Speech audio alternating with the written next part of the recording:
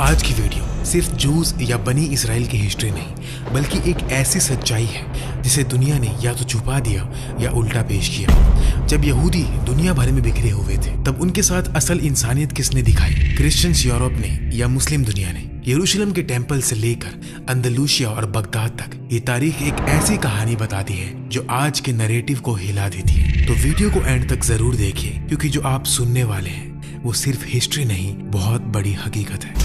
सबसे पहले यहूदियों का असल मुकद्दस टेम्पल यरूशलेम में था। इसे आमतौर पर फर्स्ट टेम्पल कहते हैं। ये 587 BCE में बेबीलोनियंस ने तबाह कर दिया। फिर जब पर्शियन रूलर साइरस ने कुछ एग्जाइल्ड जूस को वापस आने दिया, तो उन्होंने यरूशलेम में टेम्पल दोबारा बनाया। यह नया टेम्पल तकरीबन 515 BCE में मुकम्मल हुआ, जिसको सेकेंड टेम्पल भी कहा गया। 66 CE में रोम के खिलाफ जूइश रिवॉल्ट हुआ। इसके बाद रोमन आर्मी ने यरूशलेम का घेरा किया और 70 CE में शहर की फाइनल डिफेंसेस टूट गई। रोमन्स ने सिटी का बहुत हिस्सा तबाह कर दिया और सेकेंड टेम्पल को भी जलाकर डिस्ट्रॉय कर दिया। इस रोमन कमांडर टाइटस का नाम जुड़ा हुआ है। आज जो वेस्टर्न वॉल मशहूर है, उसे सेकेंड टेम्पल कॉम्प्लेक्स की रिटेनिंग वॉल का बचा हुआ हिस्सा माना जाता है और ये यहूदियों के लिए बहुत मुकद्दस जगह है। टेम्पल की तबाही के बाद यहूदियों की दीनी जिंदगी में बहुत बड़ी तब्दीली आई, क्योंकि टेम्पल बेस्ड इबादत और कुर्बानी का निजाम खत्म हो गया। बाद के रोमन जुल्म, खासकर बार कोख्बा रिवोल्ट के बाद यहूदियों का बिखरना और गहरा हो गया। वो दुनिया भर में फैल गए। अगले 2000 साल तक उनके पास अपना कोई मुल्क नहीं रहा। अब सवाल ये है कि पिछले 1500 साल तक, यानी 1947 से पहले जूइश लोग कहाँ थे? या तो क्रिश्चियंस लैंड्स में या फिर मुस्लिम लैंड्स में। अब फर्क क्या था? क्रिश्चियंस लैंड्स में जूइश लोगों के साथ क्या सलूक होता था और मुस्लिम लैंड्स में क्या होता था? आज हम इसी का समरी डिस्कस करेंगे और ऑब्वियसली गोल ये है कि आपकी क्यूरियोसिटी जागे, आप इस जर्नी को स्टार्ट करें, क्योंकि 15-20 मिनट में हम सिर्फ इतना ही जाहिर कर सकते हैं। सबसे पहले ये समझो कि क्रिश्चियन दुनिया में बहुत अरसे तक यहूदियों को अक्सर बुरा समझा गया। उन पर जुल्म हुआ और उनके साथ बराबरी वाला सलूक नहीं हुआ। क्यों? क्योंकि उनकी थियोलॉजी के मुताबिक जूइश लोगों ने सन ऑफ गॉड को कत्ल किया। इसलिए शुरू से ही क्रिश्चियन लिटरेचर में एक टर्म मिलती है। इस टर्म को क्राइस्ट किलर्स कहते हैं। यही वो टर्म है जो वो जूइश लोगों के लिए यूज करते हैं, क्राइस्ट किलर्स। और इसी वजह से एंशिएंट क्रिश्चियनिटी और मिडीवल क्रिश्चियनिटी में जूइश लोगों को इक्वल सिटीजन्स की तरह ट्रीट नहीं किया गया। यूरोप की हिस्ट्री के बहुत से दौरों में उनको प्रॉपर्टी ओन करने का हक नहीं था। उनको मजबूर किया जाता था कि वो स्पेशल एरियाज में रहें। यूरोप में जूइश लोगों को नोबल प्रोफेशंस से रोका गया। उनको मजबूरन इग्नोबल टास्क लेने पड़ते थे।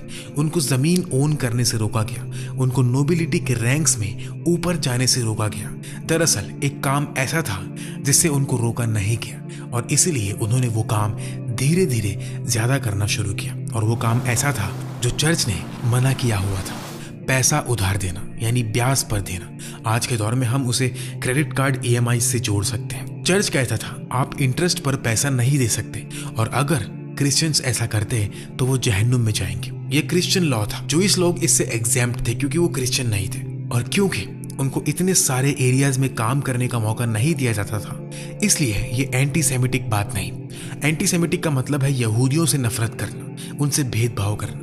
जूइश लोगों ने यूरोप में by and large money lending का प्रोफेशन अपना लिया, इंटरेस्ट चार्ज करना, क्योंकि उनको कोई और जॉब अलाउड नहीं थी, कोई और करियर अलाउड नहीं था। और चर्च के मुताबिक क्रिश्चियंस को ये करने पर डैम्ड होना था। तो उन्होंने क्या किया? वो प्रोटो बैंकर्स बन गए, यानी फर्स्ट बैंकर्स की तरह। अब नेचुरली क्या होगा? धीरे धीरे उनका वेल्थ बढ़ना शुरू हुआ। ये एंटी सेमिटिक नहीं, ये फैक्ट है कि वो इस प्रोफेशन में इन्वॉल्व थे। इसीलिए 15th, 16th and 17th centuries में इस ग्रुप के अंदर रिच डायनेस्टीज राइज करने लगी। लेकिन ये इसलिए था कि वो लोग लैंडिंग कर रहे थे। तो आखिर चर्च को प्रेशर के नीचे झुकना पड़ा और अपना लॉ चेंज करना पड़ा और कहना पड़ा कि अब क्रिश्चियंस के लिए भी ये अलाउड है। अब जब क्रूसेड्स अनाउंस हुई 1095 और 1096 में, फर्स्ट क्रूसेडर्स इंग्लैंड से निकले, इटली से निकले, फ्रांस से निकले और यरूशलेम की तरफ चल पड़े, यरूशलेम को मुस्लिम लैंड से फ्री करने के लिए। क्या आप जानते हैं कि यरूशलेम पहुंचने से पहले क्या हुआ?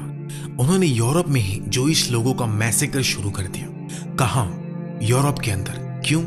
यरूशलेम से उसका क्या ताल्लुक? उन्होंने ये लॉजिक बनाया, अगर हम यरूशलेम जा रहे हैं जहां जीसस चला करते थे, तो हमें वहां पहुंचने से पहले उनकी डेथ का बदला लेना चाहिए। और इस तरह हजारों लोग, ये पहली दफा था जब पोग्रोम्स जूइश लोगों के खिलाफ हुए। यूरोप के पूरे शहर, जर्मनी के पूरे शहर, ये 1096 या 97 के अराउंड था, अपनी जूइश पॉपुलेशन से डेसिमेट कर दिए गए। क्रिश्चियंस ने जो किया वो वाकई बहुत पैथेटिक था। औरतें और बच्चे सिनेगॉग्स की तरफ भागे आजादी और प्रोटेक्शन मांगते हुए, और उन्होंने सिनेगॉग को बेबीज के साथ जला दिया। किसने जला दिया? क्रिश्चियंस ने। क्यों? क्योंकि ये क्राइस्ट किलर्स हैं। मैं ये इसलिए कह रहा हूं कि आपको मालूम हो ये गुस्सा, ये एंटीसेमिटिक हेट्रेड कहां से आ रही थी। ये यूरोप से आ रही थी। हम मुस्लिम्स का इस नफरत से कोई ताल्लुक नहीं था। और आपको इस बात की आयरनी समझनी चाहिए कि हमें अक्यूज कैसे किया जा सकता है, जबकि असल में एंटीसेमिटिज्म का ये नोशन सीधा यूरोप से आता है। 1215 के साल में चर्च ने एक डिक्री दिया, जूइश लोग किसी भी क्रिश्चियन लैंड में नॉर्मल सिटीजन्स की तरह नहीं रह सकते। उनको डिफरेंट क्लोथिंग पहननी होगी, उनको सिटी के डिफरेंट प्लेसेस में रहना होगा, उनको स्पेसिफिक प्रोफेशंस रखनी होंगी। ये वेटिकन था, ये चर्च था। जुडाइज्म के अगेंस्ट डिस्क्रिमिनेशन को नॉर्मलाइज करना, ये 1215 की बात है। फिर कुछ डेकेड्स बाद 1290 में इंग्लैंड के किंग एडवर्ड ने कहा, मुझे अपने किंगडम में इन लोगों को नहीं चाहिए, और उसने डिक्री पास करके जूइश फेथ के हर बंदे को इंग्लैंड से निकाल दिया। 400 साल तक इंग्लैंड में कोई जूइश लोग नहीं थे। 400 साल। क्यों? एंटीसेमिटिज्म। किंग ने कहा कि ये लोग यहाँ नहीं रहेंगे। यहूदियों के खिलाफ नफरत और जुल्म की एक बहुत बुरी शक्ल एंडलूसिया में भी देखने को मिली, लेकिन हमारे अंडर नहीं। जब फर्डिनेंड और इजाबेला ने ग्रेनाडा मुस्लिम लैंड को कॉन्कर किया, पावर में आते ही एक हफ्ते या एक महीने के अंदर 1492 में उन्होंने डिग्री निकाली। इस डिग्री को डिग्री ऑफ अलहम्ब्रा कहा जाता है, क्योंकि ये हामरा प्लेस में पास हुई। अंडलूसिया में कोई जूइश लोग नहीं रहेंगे। हंड्रेड्स ऑफ थाउजेंड्स जूइश लोगों को फोर्स किया कि वो क्रिश्चियनिटी एक्सेप्ट करें, वरना निकाल दिए जाएंगे। आइबेरियन स्पेन की पूरी पॉपुलेशन 300 से 400 हजार यानी 500,000 मिलियन, उनको या तो टॉर्चर के साथ कन्वर्ट करवाया गया या वो अपनी जान बचाने के लिए भाग गए। ये एंटीसेमिटिज्म का एक सबसे बुरा चैप्टर था। 1930s और 40s में हिटलर ने यहूदियों के खिलाफ जो जुल्म किया वो हिस्ट्री के सबसे बुरे एंटीसेमिटिक वाकयात में से था। लेकिन हिटलर ने यह नफरत खुद से शुरू नहीं की थी। यूरोप में यहूदियों के खिलाफ दुश्मनी पहले से मौजूद थी, और हिटलर ने उसी पुरानी सोच को और ज्यादा खतरनाक बना दिया। एंटीसेमिटिज्म का लफ्ज और ये सोच असल में यूरोप और क्रिश्चियन सोसाइटी से निकली थी, अरब या मुस्लिम से नहीं। अब अगर मुस्लिम इलाकों को देखें तो वहां की हिस्ट्री अलग थी। सुभान अल्लाह, जहां जहां मुस्लिम्स गए और वहां जूइश लोग मौजूद थे, जूइश लोगों ने अक्सर एक ऐसी फ्लोरिशिंग देखी, एक ऐसी प्रोटेक्शन मिली जो उनको क्रिश्चियन लैंड्स में कभी नहीं मिली। जब मुस्लिम्स ने आज के इराक और ईरान को कॉन्कर किया, इराक में बगदाद के अंदर जूइश लोगों की बहुत बड़ी पॉपुलेशन थी। फर्स्ट एक्सपल्सन के टाइम से, सेकेंड से भी पहले 500 BC से, क्योंकि फर्स्ट एक्सपल्सन के बाद जूइश का सबसे बड़ा ग्रुप इराक गया था। तो मुस्लिम्स ने इराक और ईरान, इस्फहान वगैरह में बहुत बड़ी जूइश पॉपुलेशन देखी। हंड्रेड्स ऑफ थाउजेंड्स जो फर्स्ट और सेकंड एक्सपल्सन से वहां रहते आए थे। मुस्लिम्स ने आकर उनको प्रोटेक्शन दी। ट्रीटी ऑफ यरूशलेम के अंडर जब उमर रदियल्लाहु तआला अन्हु यरूशलेम में दाखिल हुए, गैस करो वहां कितने जूस थे? 0। कितने सिनेगॉग्स थे? 0। क्रिश्चियंस के अंडर जूश को यरूशलेम में वर्शिप की इजाजत नहीं थी, तो किसने उनको फ्रीडम दी कि टेंपल के कोलैप्स के बाद पहली सिनेगॉग बिल्ड कर सके? कोई और नहीं। इस्लामिक कमेंडमेंट्स और प्रोफेटिक गाइडलाइंस पर अमल करते हुए जूज और क्रिश्चियंस, अहले किताब, उनका राइट्स है कि वो अमन से रहे, वो वर्शिप करें और वो अपनी सिनेगॉग्स वगैरह बनाए। मुस्लिम्स ने जूइश लोगों को यरूशलेम में वापस आने दिया, और ये पहली दफा था कि वो वापस आए और सिनेगॉग बनाए अंडर इस्लामिक रूल, और बाकी हिस्ट्री है। बगदाद में जब अब्बासीज ने अपनी कैपिटल बनाई और famous house of wisdom establish किया, उन्होंने सबसे कॉम्पिटेंट ट्रांसलेटर्स हायर किए। बैकग्राउंड का फर्क नहीं देखा, क्योंकि मुस्लिम्स एंशियंट ग्रीक वगैरह इतना स्टडी नहीं कर रहे थे, तो कुछ बेस्ट ट्रांसलेटर्स जूइश बैकग्राउंड से थे, क्योंकि वो एंशियंट ग्रीक और लैटिन पढ़ते थे। इसलिए टॉप जूइश माइंड्स को हाउस ऑफ विजडम में चार्ज दिया गया। और जब फातिमिड्स और उमैयद्स ऑफ स्पेन ने अपने इंस्टीट्यूट्स एस्टेब्लिश किए, क्योंकि वो एक दूसरे से compete करना चाहते थे, 3 फोर्सेस आपस में कंपटीशन में थे, तो उन्होंने अपने पब्लिशिंग इंस्टीट्यूट्स बनाए और बेस्ट माइंड्स हायर किए रिगार्डलेस ऑफ बैकग्राउंड। जूस और क्रिश्चियंस इस लिस्ट में टॉप पर थे। वो सिविलाइजेशंस उन स्टडीज में बहुत आगे थे। तो सुल्तान ने इन लोगों को हायर किया और बेस्ट सैलरीज दी ताकि वो उनके साथ काम करें।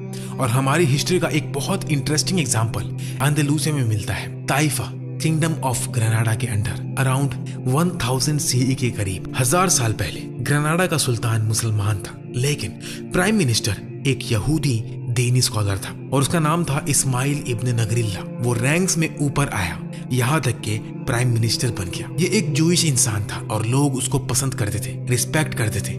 मुस्लिम पॉपुलेशन भी उसको लव और रिस्पेक्ट करती थी। हिस्ट्री बुक्स मेंशन करती हैं जब रिकॉन्क्वेस्ट शुरू हुई जो कि 500 साल तक चली, लेकिन जब वो पहली दफा शुरू हुई तो ये जूइश वजीर मुस्लिम आर्मी को लीड कर रहा था जिहाद में, क्रूसेडर्स के अगेंस्ट डिफेंस के लिए। सोचो, एक जूइश वजीर मुस्लिम के साथ मिलकर क्रिश्चियंस के इन्वेडिंग फोर्सेस के अगेंस्ट लड़ रहा है। और क्योंकि उस वक्त सब लोग एक पर्टिकुलर स्टाइल का लिबास पहनते थे, कुरानिक तलिस्मन्स वगैरह यूज होते थे, तो कहा जाता है कि उसने कुरानिक कोट ऑफ आर्मर पहना, कुरान की आयत का प्रोटेक्टिव कोट, और वो मुस्लिम को लीड कर रहा था एक्चुअल जिहाद में क्रिश्चियंस के अगेंस्ट जो ग्रेनाडा पर इन्वेड कर रहे थे।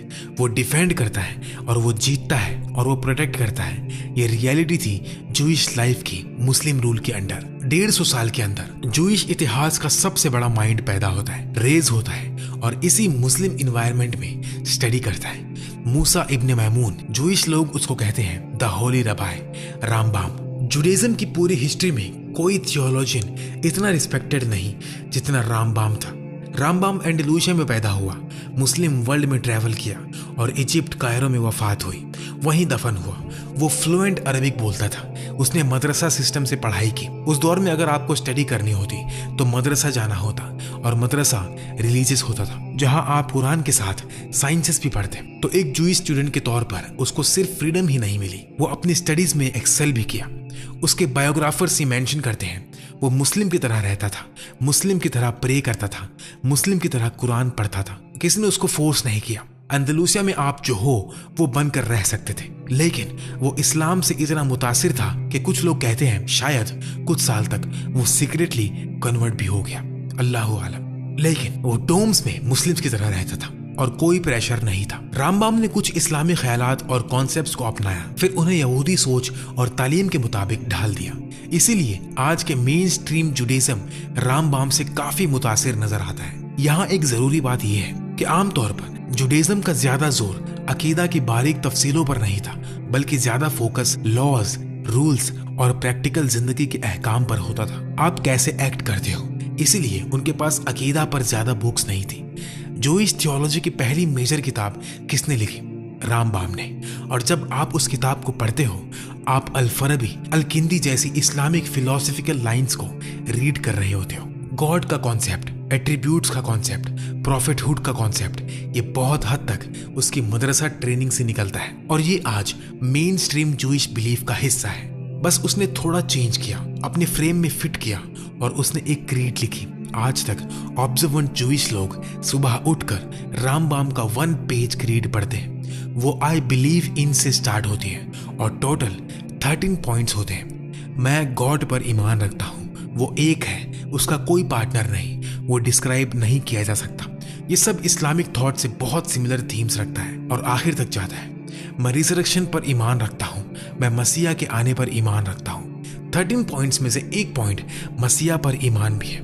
ये सब रामबाम से आता है। रामबाम के हवाले से एक और इंटरेस्टिंग चीज, वो अपने वक्त का बेस्ट फिजिशियन बना क्योंकि उसने इब्न सीना को मास्टर किया। वो ऊपर ऊपर चलता गया और गैस करो वो किसका पर्सनल डॉक्टर बन गया? सलाहुद्दीन अय्यूबी का। सलाहुद्दीन अय्यूबी ने उसको अपना पर्सनल कोर्ट डॉक्टर बनाया एक पीरियड के लिए। वो सलाहुद्दीन अय्यूबी के साथ ट्रेवल करता, प्राइमरी डॉक्टर था। तो अब कोई हमारे दीन को एंटीसेमिटिज्म का अक्यूज्ड नहीं कर सकता। कोई हमारे सुल्तान और खुलफा को इस बात का अक्यूज नहीं कर सकता कि वो सिर्फ फेथ की वजह से किसी को हेट करते थे। ये ऐसा नहीं था। अगर आप टैलेंटेड थे तो आप बेस्ट डॉक्टर बन सकते थे। और आयरनी देखो, सलाहुद्दीन यरूशलेम कॉन्कर कर रहे थे और रामबाम उनका मेन डॉक्टर था। सुभान अल्लाह, हम कैसे अपने जूइश ब्रेथन को इस रियलिटी की याद ना दिलाएं। पास्ट देखो और आज देखो कि कैसे चीजें फ्लिप हो गई। तो पिछले 2000 सालों में इजराइल देश के बनने से पहले जूइश लोग जितना फ्लोरिश मुस्लिम स्पेन, इस्लामिक अंडलूसिया में हुए, उतना मिडीवल यूरोप में नहीं हुए। उनके ग्रेटेस्ट माइंड्स, उनकी लार्जेस्ट सिनेगॉग्स, आप आज भी ग्रेनाडा वगैरह में उनकी सिनेगॉग्स विजिट कर सकते हैं, जो क्रिश्चियंस के अंडर नहीं, मुसलमानों के अंडर बनी थी। फिर 1492 में फर्डिनेंड और इजाबेला आते हैं और फर्स्ट डिक्री निकालते हैं, सारे जूस निकल जाओ या कन्वर्ट करो या मर जाओ। अब ये 500,000 जूइश लोग कहाँ गए? सुल्तान मोहम्मद II ने डिक्री दिया, जो भी एंडलूसिया से भाग कर आए वो हमारे लैंड्स में वेलकम है, आप जहां भी हो। और उन्होंने कहा कोई वजीर, कोई गवर्नर, कोई बिजनेसमैन अगर उनको सेटल होने से रोके, किसी सिटी में सेटल होने से मना करे, तो उसको सुल्तान खुद पनिश करेंगे। सुल्तान मोहम्मद II ने 1492 में हंड्रेड्स ऑफ थाउजेंड्स जूइश लोगों को ओपन आर्म से वेलकम किया।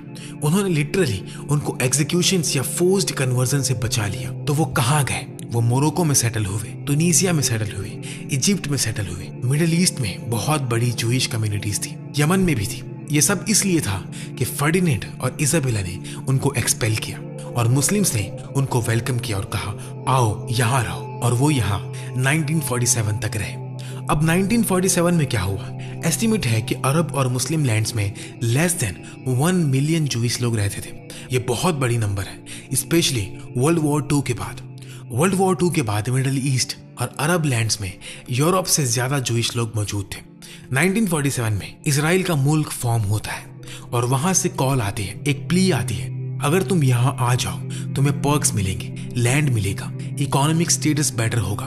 तो मेजॉरिटी यहूदी माइग्रेट कर गए। कुछ लोग जायनिज्म पर भी बिलीव करते थे। और हाँ, 1947 में एट्रोसिटीज, अरब्स के अगेंस्ट मैसेकर्स, ये सब कुछ हुआ और इसके रिएक्शन में कुछ मुस्लिम लैंड्स में पहली दफा हिस्ट्री में वो सेंटिमेंट्स डेवलप हुए जिससे आज हम फैमिलियर हैं, जूइश पॉपुलेशन के अगेंस्ट। लेकिन क्यों हुआ? इजराइल की पॉलिटिक्स की वजह से। इसलिए नहीं कि वो जूइश थे, क्योंकि इजराइल ने thousands, hundreds of thousands Muslims को मैसेकर किया, हंड्रेड्स ऑफ थाउजेंड्स अरब्स को एक्सपेल किया, तो नेचुरली सेंटिमेंट आता है। लेकिन आखिरी पॉइंट, और इसी पर हम कंक्लूड करते हैं, सुभान अल्लाह, ये वो चीज है जो आपको मालूम होनी चाहिए। मुस्लिम रूल के अंडर रहने और क्रिश्चियन रूल के अंडर रहने का फर्क इजराइल के डेमोग्राफिक्स पर बहुत प्रोफाउंड इम्पैक्ट डालता रहा और आज भी डालता है। जुडाइज्म मल्टीपल ग्रुप्स में डिवाइडेड है। 3 सबसे important groups, number 1 Ashkenazi, number 2 Sephardim, number 3 Mizrahi. ये 3 डिविजन्स इस बात पर जाती है कि वो यूरोप में रहे या मुस्लिम लैंड्स में। सबसे ज्यादा यूरोपियनाइज्ड जूइश लोग अश्केनाजी हैं। ये वो लोग हैं जो कभी मुस्लिम लैंड्स में नहीं रहे। इनका कल्चरल बैकग्राउंड डिफरेंट है, ज्यादा यूरोपियंस हैं, जनरली ज्यादा सेक्युलर है, जनरली पावर में यही है। और इसराइल के फाउंडिंग से लेकर आज तक गवर्नमेंट्स में लार्जली इनका कंट्रोल रहा। सेफारदिम वो जेविश लोग हैं जो एंडलूसिया से निकाले गए। मिज़राही वो जोइश लोग हैं जो अरब लैंड्स में रहे, यमन, ईरान और दूसरे प्लेसेस, बहुत मिलेनिया तक। ये ग्रुप्स जनरली छोटे हैं। सेफारदिम और मिज़राही जनरली ज्यादा पायस हैं, ज्यादा ऑर्थोडॉक्स हैं, ज्यादा रिलीजियस हैं। और आप में से बहुत से लोग ये नहीं जानते, इसराइल में इनको सेकंड क्लास सिटीजन्स की तरह ट्रीट किया जाता है। क्यों? क्योंकि लुक से, नेम से, कल्चर से पता चल जाता है। अश्केनाजी, जिनका स्किन कलर व्हाइट है, वो सुपीरियर क्लास समझे जाते हैं। और फिर एक और लोअर कैटेगरी है फलाशा, जो इथियोपिया से आते हैं। आप देखोगे इसराइल में उनके साथ कैसा सलूक होता है। वो lowest of the low treat किए जाते हैं। उनके ऊपर मिज़राहिस और उनके ऊपर सेफारदिम और उनके ऊपर एश्केनाजीस।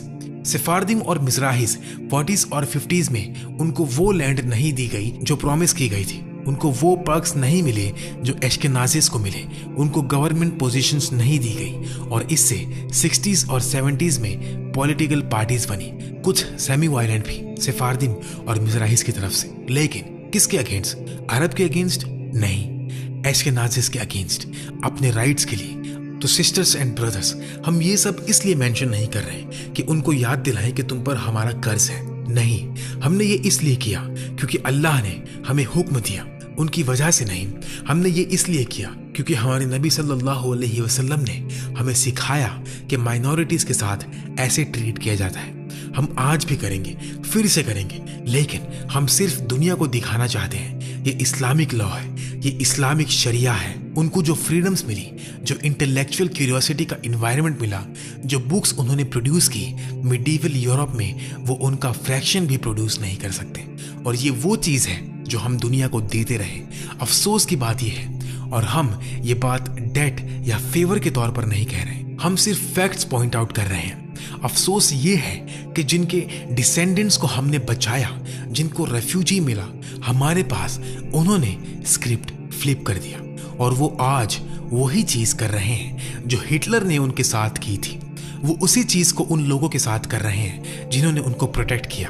और हम ये बात सिर्फ हिस्टोरिकल फैक्ट और रिकॉर्ड के तौर पर कह रहे हैं। बाकी हम अल्लाह से शिकायत करते हैं और अल्लाह ही से। ये फैक्ट्स हैं जो हमें मालूम होना चाहिए। और हम मुस्लिम्स अपनी हिस्ट्री पर प्राउड हैं और हमें किसी चीज़ पर शर्मिंदा होने की ज़रूरत नहीं। अल्हम्दुलिल्लाह सुम्मा अल्हम्दुलिल्लाह। और इंशाअल्लाह हम इसी वेन में आगे भी कंटिन्यू करेंगे।